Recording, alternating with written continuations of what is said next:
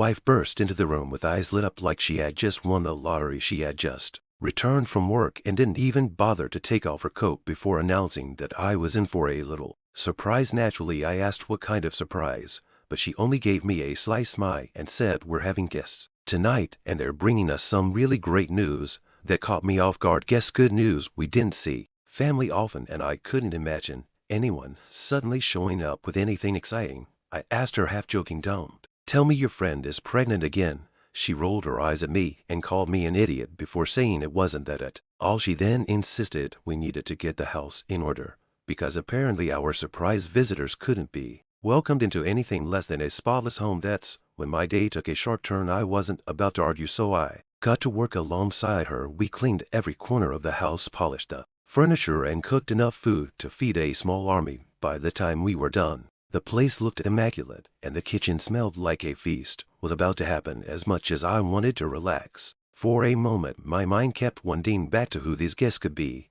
and what news they had. I didn't like surprises, and this one felt particularly odd. Finally, the doorbell rang, and I was the one to answer. I wasn't prepared for what I saw standing in. There weren't any family members or anyone I could remotely consider good news bringers. Instead, it was my wife's two best friends. They rolled in full of energy and giggles like they owned the place. Before I could even process what was happening, one of them made some inappropriate joke about a group activity I'd rather not mention. I didn't react well to that. My face must have shown exactly how unimpressed I was, but they just laughed it off and made themselves comfortable on the couch. They didn't waste much time getting to the point. One of them announced with far too much enthusiasm that they both had quit their jobs. I nearly choked on my own breath hearing that my wife worked as a graphic designer with a decent salary, and her job was flexible, remote, or in office as she pleased. It was stable, straightforward, and required minimal drama. Quitting a job like that without a solid backup plan sounded like madness to me. I asked, "What in the world made you think that was a good idea?" My wife shrugged and said something about her workplace being to dull the people there, being boring, and needing more fun in her life. Fun? Since when was fun the measure of a good job? I tried to keep my voice steady as I asked her what she planned to do next. Before she could answer, one of her friends chimed in with the most ridiculous explanation I'd ever heard. Apparently, her best friend had a boyfriend who was well connected in a major company, and they were invited to some party where everything would be sorted out. "We'll meet him there," her friend said with a grin, "and he'll set us up." I couldn't help myself. "That's your grand plan, meeting some rich boyfriend at a party and hoping he magically hands you a job? You don't think he might be an arrogant idiot who will just use you and toss you aside? Free cheese is only found in a mistrap. You know." My words hit a nerve. They all exchanged looks. Then my wife's friend groaned and rolled her eyes. "You're always such a killjoy," she said. "We invited, and that's final. The party's in 3 days, so get ready." The days leading up to the party were filled with nothing but chatter. My wife was glued to her phone, her fingers flying across the screen as she exchanged messages with her friends. Every conversation revolved around the same topics: which perfume to wear, what dress would make the best impress, and how to behave to win favor. I couldn't take it anymore. "Listen," I said firmly one evening, "there's only one way to earn respect from someone, and it's not by kissing their ass. The way you're all acting, it's like you're trying to steal this guy from his girlfriend, not land a job. Just be yourself for once." She rolled her eyes at me like always and mumbled something about me possibly being right, but I could tell she wasn't about to change her plans. Finally, the day of the party arrived. We drove up to a massive house, a full-blown mansion, really, with cars lined up along the driveway. My wife and her friends were all a flutter, buzzing with excitement. As we parked, I kept my thoughts to myself, but I was already skeptical about how this was going to go. We walked in together, greeted by a sea of unfamiliar faces, and there he was, the so-called major player and his girlfriend. He came forward with a big, toothy grin, hugging everyone like we were all long-lost friends. I immediately noticed the way his eyes lingered on my wife, scanning her in a way that made my blood boil. Then he looked at me, and his expression turned from cheerful to disdainful in an instant. We shook hands, though I could already tell he wasn't interested in pleasantries. He leaned in close and with a smirk said, "If you're trying to make an impression, you might want to rethink your cologne." I stared at him for a moment, incredulous, before replying coldly, "If you're trying to make an impression, you might want to rethink talking down to people you've just met." My wife and her friend jumped in immediately, breaking the tension and urging us to not measure balls and just enjoy the evening. Reluctantly, we stepped back from the brink, but the tension didn't disappear. The guy had the nerve to matter. "This is only for your wife's sake." As we sat her down, I bit my tongue, but it was clear he was testing my patience. Throughout the evening, I kept an eye on my wife and her friends as they buzzed around him laughing at his jokes and hanging on his every word. I leaned over to my wife and said, "Just be yourself, that's all you need to do." She nodded distractedly, but didn't seem to take my advice to heart. Meanwhile, the guy's girlfriend sat there quietly, occasionally chiming in but mostly observing. It struck me how different she was from the rest of them, calm, almost detached from the chaos around her. The conversation eventually turned to business. Everyone wanted to know more about the company, the roles available, and how they could fit in. The guy played. Details will follow, but trust me, it's going to be unforgettable. The room erupted into cheers, though I couldn't help but feel like there was something off about him. Still, I kept my thoughts to myself as the night wound down. My wife and I said our goodbyes, thanking the hosts and exchanging pleasantries with the other guests. Despite the strange moments, my wife seemed genuinely happy, and I wasn't about to ruin it for her.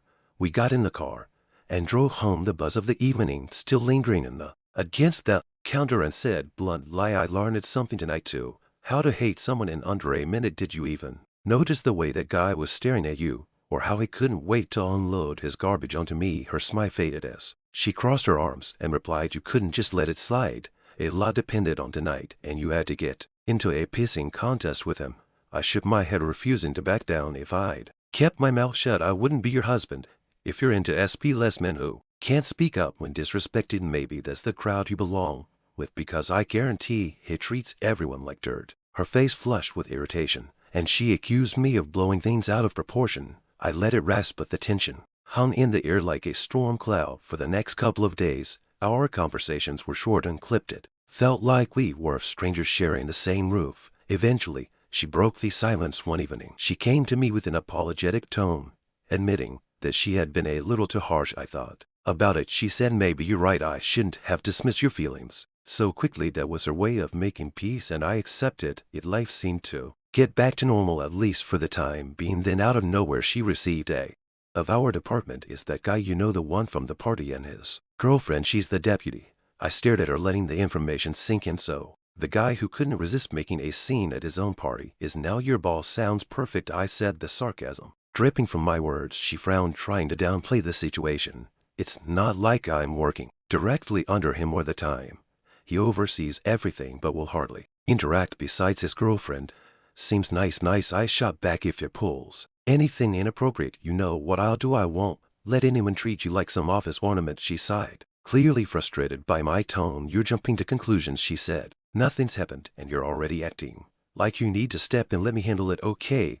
I wasn't convinced, but I decided to give her the benefit of the doubt. "Fine," I said, "but if it so much as looks at you the wrong way, you tell me. I'll make sure he regrets it." She rolled her eyes, muttering something under her breath about me always expecting the worst. Despite her attempts to brush it off, I could tell she wasn't entirely comfortable either. As she got ready for bed, she turned to me and said softly, "Just don't get worked up over nothing. He's my boss, and I'll deal with him. You don't need to get involved unless there's a real reason." Her words were meant to reassure me, but they only added to the knot in my stomach. I looked her in the eye and said, "I'll try, but you know me, I don't let things slide."